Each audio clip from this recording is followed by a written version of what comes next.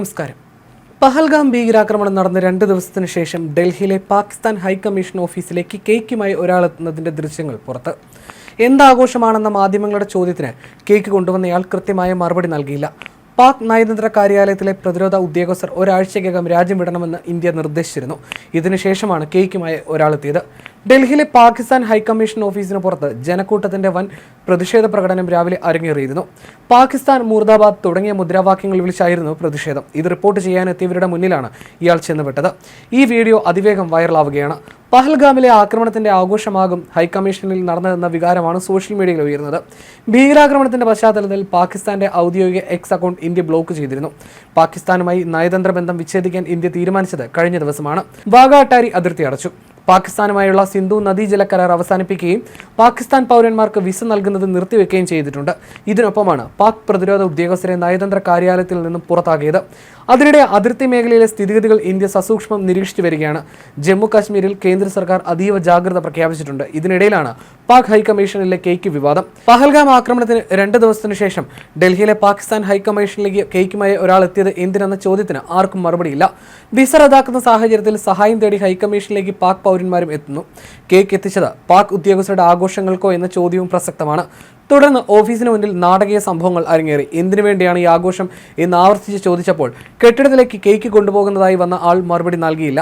ഭീകരാക്രമണത്തെ തുടർന്ന് വ്യാഴാഴ്ച രാവിലെ ന്യൂഡൽഹിയിലെ പാകിസ്ഥാൻ ഹൈക്കമ്മീഷൻ ഓഫീസിന് പുറത്ത് വലിയ ജനക്കൂട്ടം തടിച്ചുകൂടി.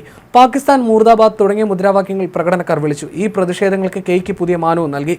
അറബിക്കടലിൽ പാക് തീരത്തോട് ചേർന്ന് നാവിക അഭ്യാസം പ്രഖ്യാപിച്ച് പാകിസ്ഥാൻ വെല്ലുവിളിയും നടത്തുന്നുണ്ട്. മിസൈൽ പരീക്ഷണം നടത്തിയെന്നും റിപ്പോർട്ടുകളുണ്ട്. അതേസമയം ഇന്ത്യയുടെ വിമാനവാഹിനി കപ്പലായ INS വിക്രാന്ത് ഉൾക്കടലിലേക്ക് നീങ്ങിയെന്നും ദേശീയ മാധ്യമങ്ങൾ റിപ്പോർട്ട് ചെയ്തു. ഇന്ത്യയുടെ നയതന്ത്ര തിരിച്ചടിക്ക് പിന്നാലെ പാകിസ്ഥാനിൽ ഇന്ന് ദേശീയ സുരക്ഷാ കമ്മിറ്റിയുടെ യോഗം ചേരും. പാക് പ്രധാനമന്ത്രി ഷഹബാസ് ഷെരീഫ് വിളിച്ച യോഗത്തിൽ പ്രധാന ക്യാബിനറ്റ് മന്ത്രിമാരും സുരക്ഷാ സേനയിലെ ഉന്നതരും പങ്കെടുക്കും. അതിനിടെ പഹൽഗാമിൽ ആക്രമണം നടത്തിയ ഭീകരർക്കായി ഊർജിത തെരച്ചിൽ തുടരുകയാണ്. പഹൽഗാം ആക്രമണത്തിന്റെ പശ്ചാത്തലത്തിൽ ജമ്മു കാശ്മീരിലെ സുരക്ഷ വർദ്ധിപ്പിച്ചു. ഇന്നലെ ബാരാമുള്ളയിലും കുൽഗാമിലും ഭീകരരും സുരക്ഷാ സേനയും തമ്മിൽ ഏറ്റുമുട്ടലുണ്ടായ സാഹചര്യത്തിൽ കൂടിയാണ് നടപടി. അതേസമയം പാകിസ്ഥാന്റെ ഉന്നത നയതന്ത്രജ്ഞനായ സാദ് അഹമ്മദ് വാരിച്ചിനോട് രാജ്യം വിടാൻ ഇന്ത്യ നിർദ്ദേശം നൽകി. അസ്വീകാര്യനായതിനാൽ ഇന്ത്യ വിടണം എന്ന നോട്ടീസാണ് നൽകിയത്. അസ്വീകാര്യർ എന്ന് പ്രഖ്യാപിച്ച പാക് സേനാ ഉപദേഷ്ടാക്കൾക്ക് നോട്ടീസ് നൽകിയിട്ടുണ്ട്. അതേസമയം പാക് അധിനിവേശ കശ്മീരിലെ വിവിധ ഭാഗങ്ങളിൽ സ്ഥിതി ചെയ്യുന്ന പ്രത്യേക ഭീകര വിക്ഷേപണ പാഡുകളിലും പരിശീലന ക്യാമ്പുകളിലും ഇന്ത്യ സുരക്ഷാ സേന നിരീക്ഷണം ശക്തമാക്കിയിട്ടുണ്ട്.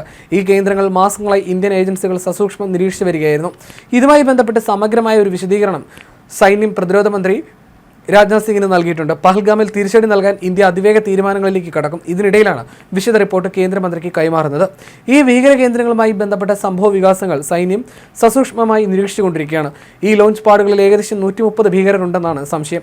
വിവിധ ക്യാമ്പുകളിലായി പരിശീലനം ലഭിച്ച 150 മുതൽ 200 വരെ ഭീകരർ തമ്പടിച്ചിട്ടുണ്ടെന്ന് ഇന്റലിജൻസ് പറയുന്നു. പാകിസ്ഥാൻ സൈന്യം ഈ നുഴഞ്ഞുകയറ്റത്തിന് സൗകര്യമൊരുക്കുന്നുണ്ടെന്നും ഇന്ത്യ കണ്ടെത്തി കഴിഞ്ഞു.